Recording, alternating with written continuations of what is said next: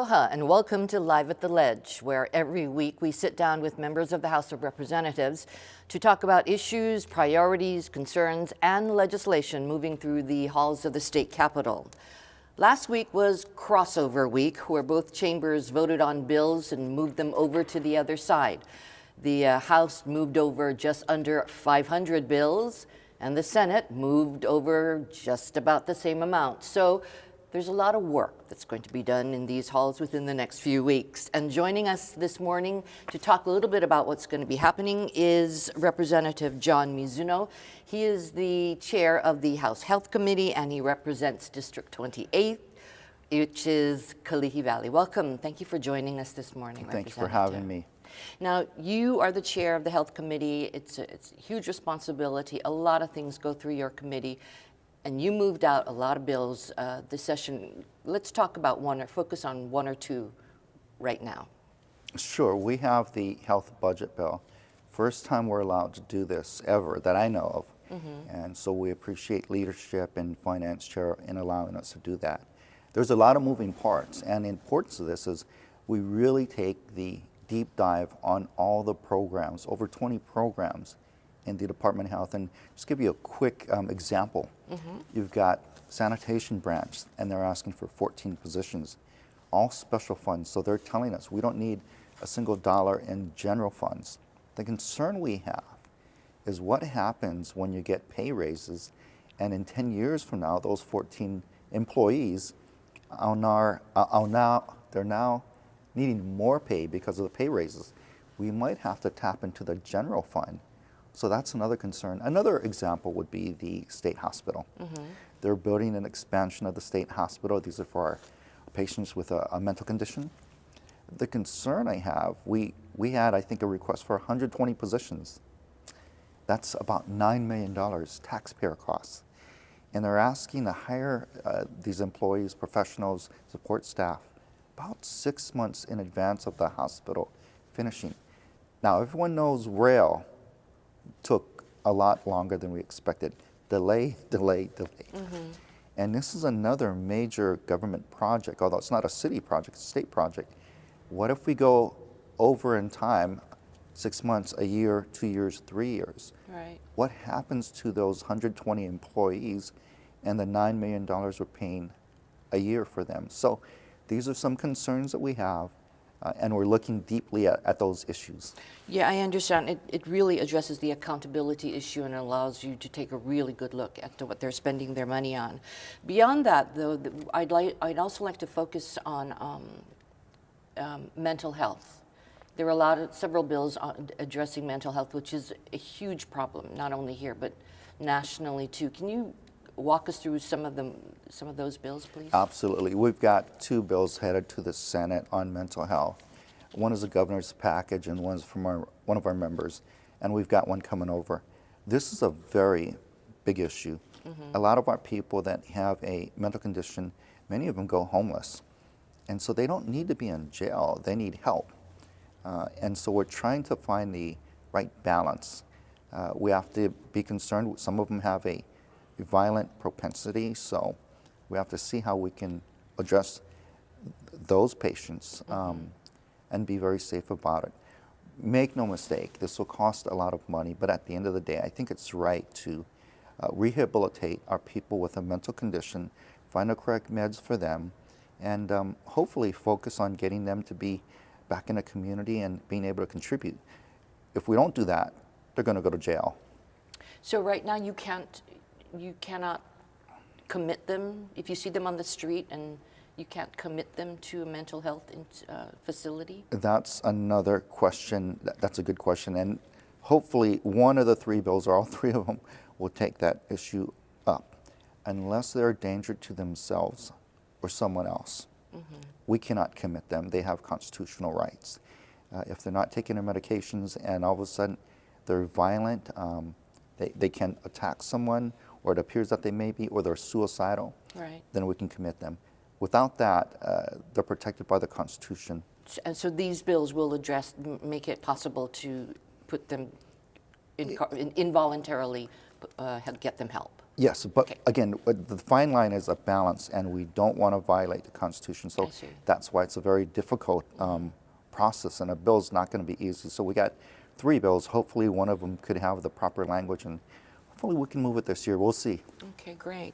Another area, well, first of all, you in health, you take care of almost every area, but another, you've got the caregivers omnibus bill. That's everything in a bill, so what's in that bill? It's for all of our community caregivers. They still have unlicensed care homes, and so we want to provide consumer protection. So we have that bill moving. We also have late payments they're concerned with. We have that issue covered. And we have a number of other issues, mainly on consumer protection for our community caregivers. So yeah, that's one that's moving through the legislature. Okay. What other bills do you have on your list that you'd like to highlight? Sure, we've got a number of them. Suicide Prevention Commission, we would sunset it after about 6-7 years. We have a high rate of suicide in Hawaii, about 1 in every 2 days. We'd like to have this commission focus on reducing suicide, especially the education prevention piece. If we do that, we're sure we can save a lot of lives. And so 1 in 2 days is just too high. Just 1 is too high. Nonetheless, we have a pretty high rate, and so we want to reduce that. So Suicide Prevention Commission is one. We're hopeful that it'll move. We've got a couple other bills that we're looking at. We've got the Cannabis Omnibus Bill. Oh, that sounds ominous. What is that? Well, it deals with a lot of issues that we've worked on for years. One of them was reciprocity. If you come from another state, can you get your medicine? And the answer is yes. So we're fine-tuning that. Another one, the dispensaries had asked for it. What if we run out of product? Can we buy from another dispensary? And there are certain requirements, but we're trying to put that in the bill to allow them to buy if one dispensary runs out and others have abundant supply. So this is another example. A couple other bills I'm looking at is, here's one on the UH Cancer Center. We have a higher rate, one of the highest rates of liver and bile duct cancer in the nation. So we're trying to look at the causes. What causes this? How can we protect our people? Is there prevention methods that we can use here? So that's another issue that we're taking a look at. Okay. And then e-cigarettes has been a big deal. You know, everybody's talking about vaping and the kids. What is that bill that you moved over, or a bunch of bills you moved over to the Senate? Well, we didn't move too many bills on e-cigarettes and tobacco. The Senate has a lion's share of. Oh, sorry, I was trying to give you credit for that. Sorry, that's okay. Thank you, but we all work together. Okay. But the e-cigarette issue is very big. Okay. Many teachers and the DOEs indicated that a significant amount, about 40% of the students use this.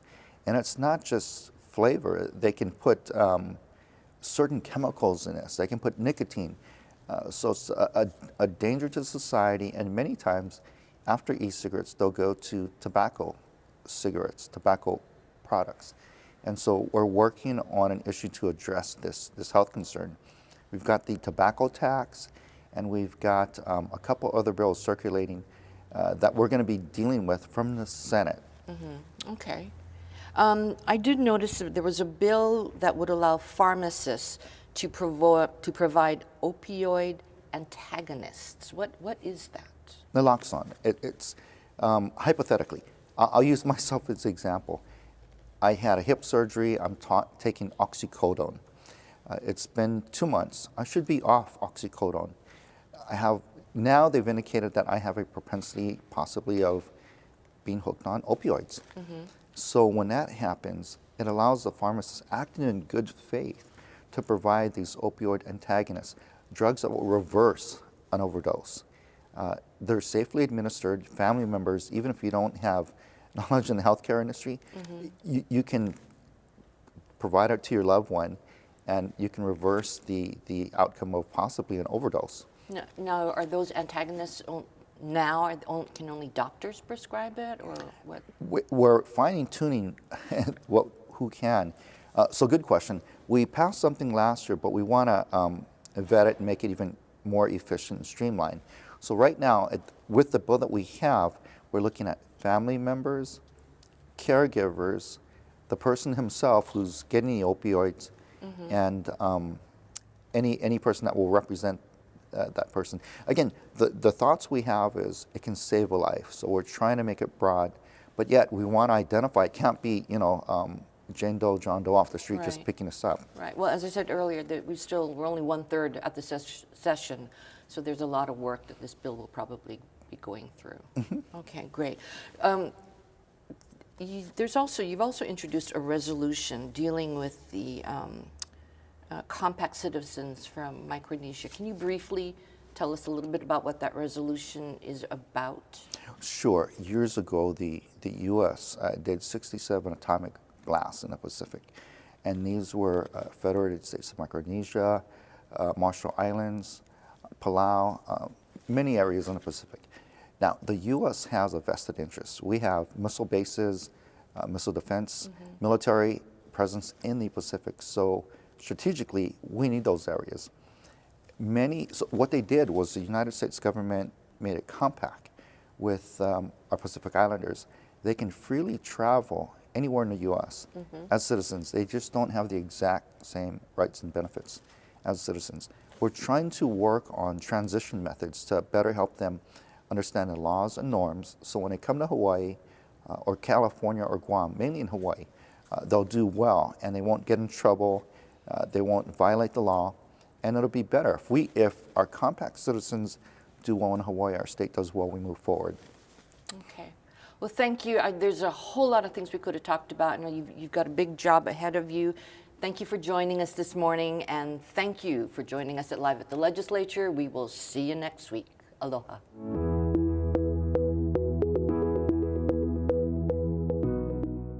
Do you know your legislators?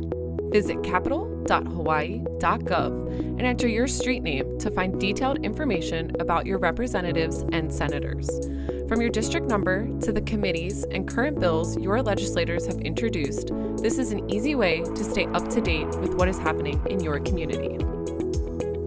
If you're looking for detailed information concerning Hawaii State Senate and House hearings, please visit olelo.org/gov-archives. Videos are arranged by date, with the most recent at the top of the list. You can also search the on-demand media library by typing keywords into the search box. Are you looking for an easy way to get involved in the legislative process? Stop by the Public Access Room located in Room 401 at the Hawaii State Capitol. The Public Access Room provides citizens of Hawaii's facilities, services, and equipment to enhance their ability to participate in the legislative process.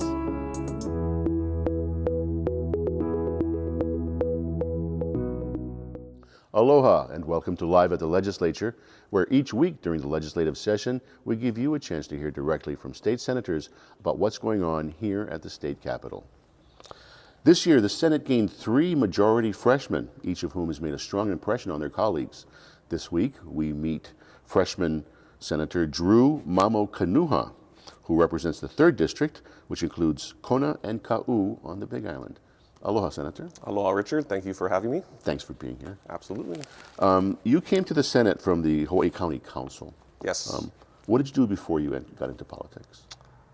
Before I went into politics, I was working for Kamehameha Schools, the Land Assets Division in Keauhou on Hawaii Island, and it was a good learning experience to work with the community. We took care of their agricultural plan that they were trying to reach out to the community, and they have a ton of leases, so it was a good opportunity for me to talk story and be within the community of how Kamehameha Schools deals with there are thousands of leases, especially on Hawaii Island. So it was a really unique experience to get out into the community.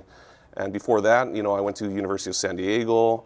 Prior to that, public school, Kealakehe, Kahakai Elementary School. I'm a 5th, 6th, 7th, 8th generation Kama'aina from Kailua Kona. My family's been there for a long time. We are one of the founders of Kaiopua Canoe Club. I think you've heard about them throughout the state. And they're formed, in Kailua Kona. So I've grown up doing a lot of community service, working with the community, and that's how I kind of had the interest in running for office. One day, I didn't think it was going to be so soon, but I always had the interest in extending and doing as much for the community as I possibly could. And your family had a foundation? Yes, we formed the Betty Kanua Foundation after my grandmother. She was always instilling in us as children better ways to or improve our ways of reading, of literacy. And so we took that into forming this foundation and providing funds for schools, elementary schools. We bought a ton of books for schools like Ho'onaunau Elementary, Ho'okena. We upgraded their computer systems and gave scholarships to kids that wanted to get out of the community. We always wanted them to eventually come back into the community, so we would hold events all the time during the summertime, and they would come and volunteer and help us do a lot of community projects. So that was the nexus for forming the foundation, and I'm glad to continue it now. Mm-hmm.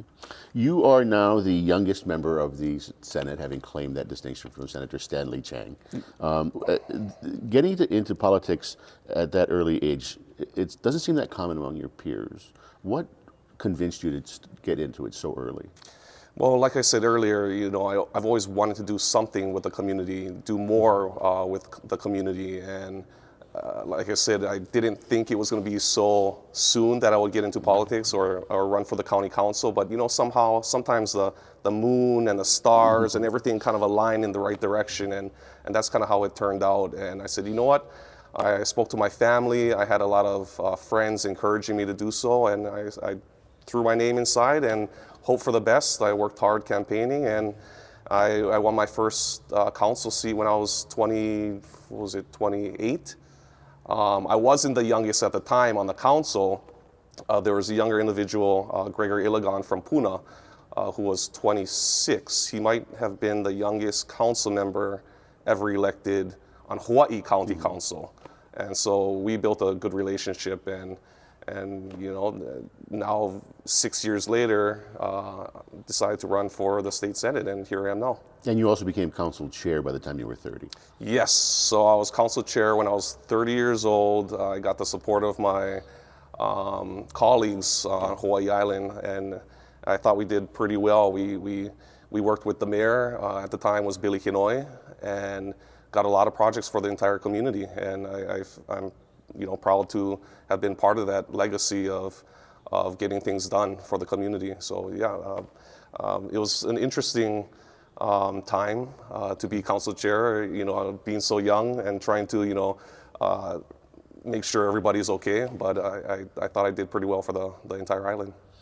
What is it like moving from the county level and those issues to moving to the Senate? Oh, it's night and day. We would always go to conferences on the mainland and working with other counties and supervisors, and most of the mainland counties, they take care of healthcare, the judiciary, the schools. Over here, the state takes care of that. The counties don't take care of that. So now, transitioning to the state, seeing everything that the state has to take care of, it's going into a whole different level of understanding and the work that you have to do, and looking at Ka'u is going to be completely different. The needs of Ka'u is going to be completely different from the needs of Lihui on Kauai, but trying to figure out a way to evenly spread out the resources among the entire state. It's definitely challenging. When you look at the issues you consider at the county level, are there any that you'd like to bring with you and continue pursuing at the state level? Yeah, so one of the many issues that we're trying to transition from the county to the state, and I know there's been a ton of efforts already underway from this legislature as well as administration, is the homeless effort. We've had to me, I felt an increase in the amount of homeless individuals in my district, in Kona. And coming to Honolulu, you can definitely see that there's a huge issue here. On the council, we built basically tiny homes, micro-housing units in Kailua to help with the homeless issue, but it's not nearly enough. And so transitioning to the state, I really wanted to work with the counties, the state, the federal, and even private. We can all work together to figure out the best solutions to move forward with the homeless issue. Now, what about if we look at the long term? Given your age, you could be in politics for the next 30 or 40 or even longer years. Are there any issues that you'd like to see we make an effort into way into the future? Oh, definitely. That's why I love this legislature and the previous legislature looking at climate change. You know, that's something that we're really going to have to pay close attention to. Working on the council, we did a lot with the general plan we're looking at, the long-term plans, and we wanted to make sure that climate change was part of the general plan, of how we're going to subdivide different areas, how we're going to develop certain areas. And I think this legislature is really taking a close look at how we look at climate change and how it's going to affect the entire state. Another big thing that I think we really need to push the button on is how we keep people here, how people can live in the communities that they were born and raised. Affordable housing, you say affordable housing, you can't say affordable housing. It's so hard to even afford a home. For my generation, a lot of my generation is leaving to the mainland and nobody's coming back. So that's why being on the housing committee with Stanley Chang as chair for the Senate, we're really trying to find unique ways, and sometimes you got to change the dynamic. If something hasn't been working in the past, let's figure out some different unique ways of having or pushing the button to see if it'll work in the future. And I think Chair Chang is really taking the lead on the Senate side of doing exactly that. I'm pretty excited to see if we can get some of these initiatives out. This, as you mentioned, this is a challenging time for your generation in terms of housing and economic opportunity. Is there something that you would say as a young community leader to your generation to give them a little more hope, a little more inspiration?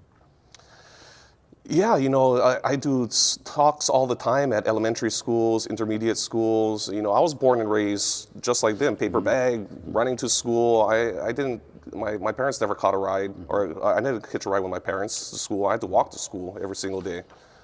So, I say, coming from that community, we all face our challenges. I was always taught to work hard, put your head down, grind, and hopefully something good will come out of it.